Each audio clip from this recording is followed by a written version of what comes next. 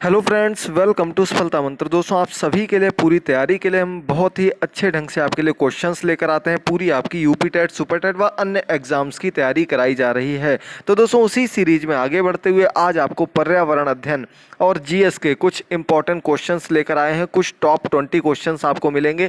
ये क्वेश्चन आपके अन्य एग्जाम जैसे आपका यूपीएसआई हो गया और जैसे आपका लेखपाल हो गया और आपके बीएड का पेपर हो गया, इनके लिए भी बहुत ही इंपॉर्टेंट क्वेश्चंस हैं। नए पैटर्न के चुनिंदा क्वेश्चंस आपको आज कराने वाले हैं। आप लोग एक एक क्वेश्चन को समझिएगा, देखिएगा और अपनी पूरी तैयारी करते रहिएगा। इसी प्रकार से आप घर बैठकर अपनी पूरी तैयारी बिल्कुल फ्री में हमारे साथ जुड़कर कर सकते हैं। इसके लिए आप हमारे चैनल को जरूर सब्सक्राइब करिएगा। आपको डेली इसी प्रकार की इंपॉर्टेंट क्लासेस लेकर आते हैं। रक्षाबंधन के बाद आपका पूरा सेटअप के माध्यम से पूरी लाइव क्लास ली जाएगी, जिसमें आपके सभी सब्जेक्ट्स को हम लोग कवर करेंगे और पूरी आपकी तैयारी एक साथ कराते रहेंगे। तो चलिए अब हम लोग बढ़ते हैं पहले क्वेश्चन की ओर। पहला क्वेश्चन आपके सामने दिया गया है, देखिए जल्दी से क्या दिया गया है। जैसे जैसे हम उत्तर से दक्षिण की ओर बढ़ते हैं, हमें निम्न में से किस क्रम में पर्वत श्रृंखलाएं मिलती हैं? किस क्रम में आपको पर्वत श्रृंखलाएं मिलती हैं?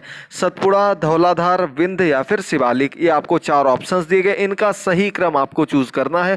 पहले क्वेश्चन का कौन सा ऑप्शन सही हो जाएगा? तो दोस्तों, जैसे जैसे हम उत्तर से यानी कि ऊपर से नीचे की ओर जाते हैं, उत्तर से दक्षिण की ओर जाते हैं, तो आपका सबसे पहले जो पर्वत पड़ेगा वो आपका धौलाधार का पर्वत पड़ेगा, फिर शिवालिक का पड़ेगा, इसके बाद विंध्य का और अंत में सतपुड़ा का। तो यानी कि सही क्रम आपका हो गया 2 4 3 1, यानी कि सही ऑप्शन आपका सी नंबर ऑप्शन हो गया। ये वाला ऑप्शन बिल्कुल सही है। चलिए आगे बढ़ते हैं क्वेश्चन नंबर 2 पर। काली कपास मृदा खाली स्थान में पाई जाती है। काली कपास मृदा एक मिट्टी का एक प्रकार है, काली मिट्टी भी जिसको कहते हैं, और इसी को दूसरे नाम से हम लोग काली कपास मृदा के नाम से जानते हैं। ये कहाँ पर पाई जाती है? हिमाचल, उत्तर प्रदेश, कर्नाटक या फिर गुजरात। आप लोग सभी क्वेश्चंस के आंसर जरूर देते रहिएगा अपने मन में, ताकि आपको पता चलता रहे कि कितने क्वेश्चंस आप लोग सही कर पा रहे हैं। तो इसका आपका सही ऑप्शन हो जाएगा दोस्तों D number option, Gujarat. Gujarat में काली कपास मृदा पाई जाती है अधिक मात्रा में। इसका नाम काली कपास मृदा या मिट्टी इसलिए रखा गया क्योंकि ये कपास के लिए बहुत ही उपयोगी मानी जाती है। कपास इसमें बहुत अच्छे ढंग से पैदावार होती है। ये गुजरात या पश्चिमी क्षेत्र में पाई जाने वाली एक मृदा का प्रकार है। इसमें नाइट्रोजन की कमी होती है। अगला क्वेश्चन आपका 3rd नंबर क्वेश्चन। लौटता मानसून खाली स्थान में भारी बारिश करता है। कोंकण, सौराष्ट्र, कोरोमंडल या फिर गंगा के मैदान में। तो दोस्तों, मानसून देखिए इधर से जाता है ऐसे, और जब वापस आता है मानसून तो किस क्षेत्र में भारी बारिश करता है? चारों ऑप्शंस आपके सामने दिए गए, इनमें से ही आपको चूज करना है और बताना है। तो इसका आपका दोस्तों सही आंसर हो जाएगा कोरोमंडल तट। कोरोमंडल तट आपके दक्षिण के क्षेत्र में होता है और इस तट में भारी बारिश करता हुआ जाता है। इसका आपका सही ऑप्शन हो जाएगा सी नंबर ऑप्शन तीसरे क्वेश्चन का। आगे बढ़ेंगे हम लोग 4th नंबर क्वेश्चन की ओर। तो अगला क्वेश्चन आपके सामने है। दिल्ली में कुतुब मीनार के निकट लौह स्तंभ खाली स्थान द्वारा बनवाया गया। तो दोस्तों, दिल्ली में कुतुब मीनार तो आपने सुना होगा, लेकिन उसके पास में ही एक लौह स्तंभ भी बना हुआ है। इसको किसने बनवाया था, ये आप लोगों को बताना है। क्वेश्चन नंबर 4 सही ऑप्शन क्या हो जाएगा, ये आपको बताना है। तो दोस्तों, लौह स्तंभ का निर्माण जो है समुद्रगुप्त ने करवाया था। किसने करवाया था? समुद्रगुप्त ने। इनका दूसरा नाम अगर आपसे पूछा जाए तो आपको याद रखना, भारत का नेपोलियन इनको कहा जाता। भारत का नेपोलियन किसको कहा जाता? समुद्रगुप्त को कहा जाता। इसके अलावा कुतुब मीनार का जो निर्माण है ये कुतुबुद्दीन ऐबक ने बनवाना प्रारंभ कर दिया था। यहाँ पुरानी वेधशाला थी, विज्ञान वेधशाला थी, उसको तुड़वा करके उसने कुतुब मीनार का निर्माण प्रारंभ करवाया था, याद रखिएगा। आगे बढ़ते हैं क्वेश्चन नंबर 5 पर। इसमें आपको सभी प्रकार के ईवीएस के, साइंस के, हिस्ट्री के और पर्यावरण सभी के क्वेश्चंस एक साथ मिलेंगे और ऐसी ही क्लासेस आपको डेली कराते रहेंगे। बस आप लोग जुड़ते रहिए, क्लासेस को देखते रहिए, समझते रहिए। अगला क्वेश्चन, पूना समझौता गांधी और किसके बीच हुआ था? पूना पैक्ट के नाम से जाना जाता है। बहुत से लोगों को इसके बारे में पता होगा, काफ़ी लोग कंफ्यूज भी हो जाते हैं। तो पूना पैक्ट जो है अंबेडकर, जिन्ना, माउंटबेटन या फिर सुभाष चंद्र बोस। पूना पैक्ट हुआ था दोस्तों गांधी जी और डॉक्टर भीमराव अंबेडकर, इन दोनों लोगों के मध्य हुआ था 1932 में। कब हुआ था? 1932 में पूना पैक्ट हुआ था। और ये आपके पूना की एक जेल में हुआ था और ये समझौता आरक्षण से संबंधित गांधी जी और डॉक्टर भीमराव अंबेडकर के मध्य हुआ था। इसका आपका सही ऑप्शन ए नंबर ऑप्शन हो जाएगा। 1932 में हुआ था, याद रखिएगा। अगला क्वेश्चन है 6 नंबर क्वेश्चन। अकबर के नवरत्नों में कौन सा एक भू राजस्व प्रणाली बनाने में शामिल है? यानी कि अकबर के नवरत्न के बारे में तो आपने सुना होगा, लेकिन उसमें भू राजस्व प्रणाली में कौन निपुण था, कौन भू राजस्व से संबंधित कार्य संभालते थे? मान सिंह, अबुल फजल, टोडरमल या फिर अब्दुल रहीम खान खाना।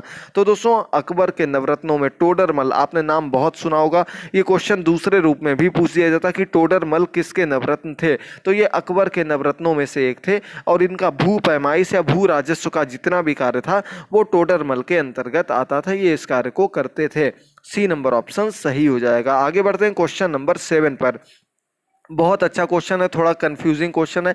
एक साबुन के बुलबुले में दिखने वाले रंग खाली स्थान के कारण होते हैं? अपवर्तन, पूर्ण आंतरिक परावर्तन, अवशोषण या फिर व्यतिकरण। तो दोस्तों साबुन के बुलबुले में आपको अलग अलग रंग दिखाई पड़ते हैं। बुलबुला तो वैसे एक ही रंग का होता है, लेकिन जब वो प्रकाश में पड़ता है या अलग रोशनी पड़ती तो वो उसमें कई रंग चमकने लगते हैं। ये किसके कारण होता है? तो दोस्तों अगर दूसरे शब्दों में कहें तो ये प्रकीर्णन होता है। प्रकीर्णन ऑप्शन में नहीं दिया तो हम लोग डी नंबर ऑप्शन चूज कर लेंगे। आपको याद रखना प्रकीर्णन भी सही ऑप्शन होगा अगर आपको दिया मिल जाएगा व्यतिकरण की जगह पर प्रकीर्णन। अगला क्वेश्चन 8 नंबर क्वेश्चन। कौन सा कृमि बच्चों में सर्वाधिक सामान्यतः एनीमिया करता है? यानी कि इनमें से कौन सा कृमि, कृमि का मतलब होता कौन सा इनमें से ऐसा आपका कीटाणु है जो कि बच्चों में एनीमिया का वाहक होता है, या कह सकते हैं एनीमिया किसके कारण होता है? केंचुआ, गोल कृमि, फीता कृमि या फिर अंकुश कृमि। क्वेश्चन नंबर 8 जल्दी से बताइएगा कौन सा ऑप्शन आपका सही हो जाएगा 8 नंबर क्वेश्चन का। तो इसका आपका डी नंबर ऑप्शन बिल्कुल सही हो जाएगा। अंकुश कृमि जो है ये एनीमिया के लिए वाहक के रूप में या एनीमिया के लिए जाना जाता है, याद रखिएगा। एनीमिया जो होता है ये खून की कमी का रोग होता है। इसमें ब्लड की कमी शरीर में हो जाती है और हाथ पैर व्हाइट कलर के चमकने लगते हैं। अगला क्वेश्चन है 9 नंबर क्वेश्चन। कौन से ऑक्साइड मुख्यतः फोटो केमिकल स्मॉग से जुड़े होते हैं? इनमें से कौन से ऑक्साइड ऐसे हैं जो मुख्य रूप से फोटो केमिकल स्मॉग से जुड़े हैं? Sulphur oxide, carbon monoxide, nitrogen oxide या फिर silicon oxide. Photo chemical smog जो होती है उससे इनमें से जो आपके सही है वो नाइट्रोजन ऑक्साइड के रूप में जाना जाता है। इसका आपका सही ऑप्शन हो जाएगा सी नंबर ऑप्शन, याद रखिएगा। अगला क्वेश्चन है 10 नंबर क्वेश्चन। स्तनधारियों में कौन सा अंग जैविक धुन के साथ जुड़ा हुआ है? तो जैविक ध्वनि के साथ इनमें से कौन सा धुन या ध्वनि कह दें, कौन सा अंग जुड़ा हुआ है? पिनियल, पीयूष, थायराइड या फिर थाइमस। बताइएगा जल्दी से 10 नंबर क्वेश्चन। और दोस्तों आपने सुना होगा जैविक ध्वनि का मतलब क्या होगा, यानी कि आपको बताना स्तनधारियों में कौन सा अंग होता है।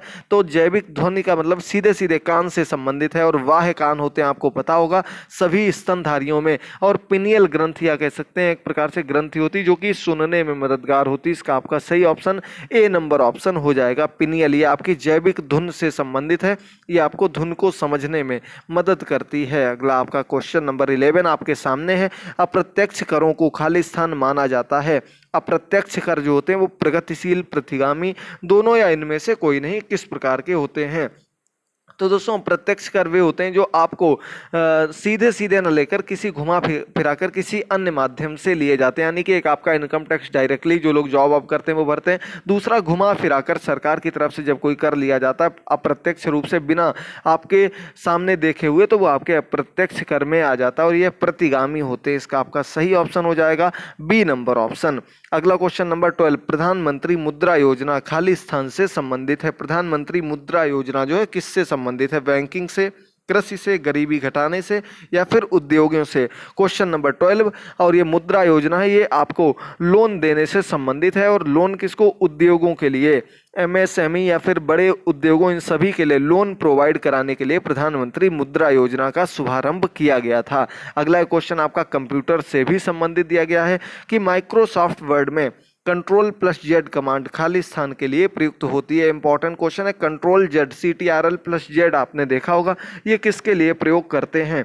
नए दस्तावेज खोजने के लिए या फिर मौजूदा दस्तावेज खोजने के लिए, नए दस्तावेज की फॉर्मेट के लिए, या फिर अगला है आपका अंडू के लिए। तो 13 नंबर क्वेश्चन और इसका आपका सही ऑप्शन हो जाएगा डी नंबर ऑप्शन। यानी कि जब कोई आप गलती कर देते हैं, गलती से मान लीजिए कोई चीज़ आपने डिलीट कर दी और वो चीज़ आपको वापस चाहिए तो आप कंट्रोल जेड दबा देंगे तो वो आपकी चीज़ वापस आ जाएगी। अंडू करना मतलब कि किसी चीज़ को वापस वहाँ तक पहुँचा देना, वापस ले आना होता है, याद रखिएगा। इसका आपका सही ऑप्शन हो जाएगा डी नंबर ऑप्शन। आगे बढ़ते हैं 14 नंबर क्वेश्चन पर। बचत खातों पर ब्याज दरें खालिस्तान द्वारा निर्धारित की जाती हैं। तो आपके जो सेविंग अकाउंट्स होते हैं उन पर जो इंटरेस्ट लगता है, ब्याज जो लगता है, इसकी दरें कौन निर्धारित करता है? भारतीय रिजर्व बैंक, संघीय कैबिनेट, वित्त मंत्रालय या फिर वैयक्तिक बैंक? चलिए जल्दी से बताइएगा 14 नंबर क्वेश्चन, और इसका सही आंसर हो जाएगा दोस्तों इंडिविजुअल। सभी बैंक अलग अलग अपने खातों में ब्याज दरें बताती हैं, यानी कि आप कोई भी प्राइवेट बैंक में देख लीजिएगा, उसमें सेविंग अकाउंट्स पर आपको जो ब्याज दर मिलेगी वो आपको गवर्नमेंट की तरफ से जो बैंक हैं उनके अनुसार नहीं मिलेगी। सभी में आपको कुछ ना कुछ परिवर्तन जरूर देखने को मिलेगा, यानी कि वैयक्तिक बैंक अपने अपने बैंकों पर ब्याज दरें निश्चित करने का अधिकार उनका खुद का होता है। तो इसका आपका सही ऑप्शन डी नंबर होगा, और एक लिमिट में कर सकते हैं, यह भी एक बात आपको याद रखनी है। Question number 15।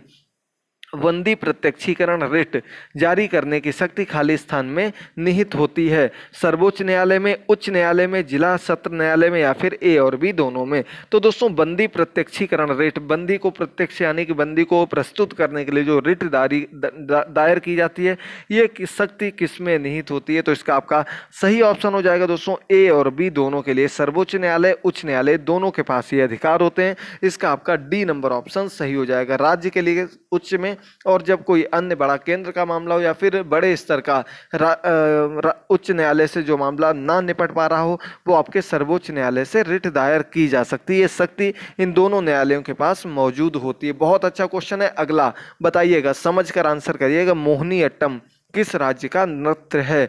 लोक नृत्य है मोहिनी अट्टम। किस राज्य का है? कर्नाटक, केरल, आंध्र प्रदेश या फिर तमिलनाडु? चारों ऑप्शंस आपके सामने दिए गए हैं। सही आंसर आपका हो जाएगा दोस्तों केरल। केरल के मुख्य नृत्य में से एक है मोहिनी अट्टम। इसके अलावा आगे आपको जैसे जैसे क्लासेस मिलेंगी, आपको सभी सब्जेक्ट की हम चैप्टर वाइज क्लासेस भी लेकर आएंगे। बस आप लोग अपनी पूरी तैयारी करते रहिए, क्लासेस से जुड़े रहिए, और 100% आपको कंप्लीट नोट्स बिल्कुल फ्री में दिए जाएंगे। आप हमारे टेलीग्राम चैनल पर भी जुड़ सकते हैं। अभी हमने कुछ आपको चाइल्ड डेवलपमेंट के नोट्स उसमें दिए हैं, बाकी जो भी नोट्स तैयार करते रहेंगे, जो भी न्यूज़ अपडेट होगी, सब आपको वहीं पर प्रोवाइड करते रहेंगे। तो लिंक नीचे दिया गया टेलीग्राम पर, वहां पर जाइएगा। और इसके अलावा जो भी क्लासेस आपके लिए लेकर आते हैं उनका लिंक भी नीचे दिया गया, उनसे भी आप लोग जुड़ सकते हैं। अगला 17 नंबर क्वेश्चन है। शहनाई के लिए एक प्रसिद्ध वादक कौन है? शहनाई वादक इनमें से कौन है? अमजद अली खान, बिस्मिल्लाह खान, अल्लाह रखा खान या फिर जावेद खान? तो बहुत अच्छा क्वेश्चन है, आप लोगों को पता होना चाहिए। सही आंसर है बिस्मिल्लाह खान। ये शहनाई वादक के रूप में प्रसिद्ध थे, आपको इसके बारे में जरूर पहले भी आपने पढ़ा होगा। अगला क्वेश्चन है 17 सितंबर 2017 को पीवी सिंधु ने world badminton federation Korean open super series जीतने के लिए किस देश की एक खिलाड़ी को हराया था? करंट का क्वेश्चन है, पुराना क्वेश्चन है। चलिए आंसर बता देते हैं, इतने पुराने क्वेश्चन आपके करंट में नहीं पूछे जाएंगे। इसका आपका ए नंबर ऑप्शन सही हो जाएगा। जापान की खिलाड़ी को हराकर ये खिताब अपने नाम किया था।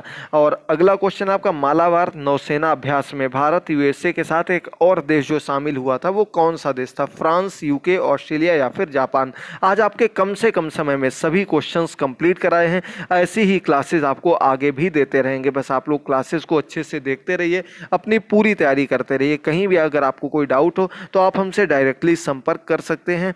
जापान आपका सही आंसर हो जाएगा। भारत, यूएसए और जापान, इन तीनों ने मालाबार नौसेना अभ्यास में भाग लिया था। अब आज का अंतिम क्वेश्चन है। इसके पहले दोस्तों आपको बता दें कि आप लोग एक बार कमेंट बॉक्स में कमेंट करके जरूर बताइएगा कि आपको क्लासेस कैसी लगी। इसकी पीडीएफ आपको आज शाम को हमारे टेलीग्राम चैनल पर मिल जाएगी, जरूर देखते रहिए, पूरी तैयारी करते रहिए। क्वेश्चन है, भारत के उपराष्ट्रपति का कार्यकाल कितना होता है?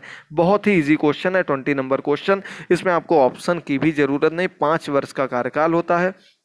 और तो बी नंबर ऑप्शन बिल्कुल सही हो जाएगा। आगे ऐसी ही सभी सब्जेक्ट की क्लासेस को पाने के लिए दोस्तों चैनल को सब्सक्राइब करना, बेल आइकन प्रेस करना मत भूलिएगा। टेलीग्राम से भी जरूर जुड़िएगा, लिंक नीचे दिया गया है आपको। वहां पर आपको सभी नोट्स बिल्कुल फ्री में प्रोवाइड करते रहेंगे। और साथ ही साथ दोस्तों अगर आप हमारे साथ अन्य जगह पर जुड़ना चाहते हैं तो अनअकैडमी पर भी आपको क्लासेस लेकर आते हैं। करंट अफेयर की क्लास दोपहर में 2:30 बजे डेली लेकर आ रहे हैं। यहाँ पर भी जल्द उस करंट अफेयर की क्लास को स्टार्ट करेंगे और आप लोग अपनी पूरी तैयारी करते रहे। थैंक यू दोस्तों, गुड बाय, टेक केयर।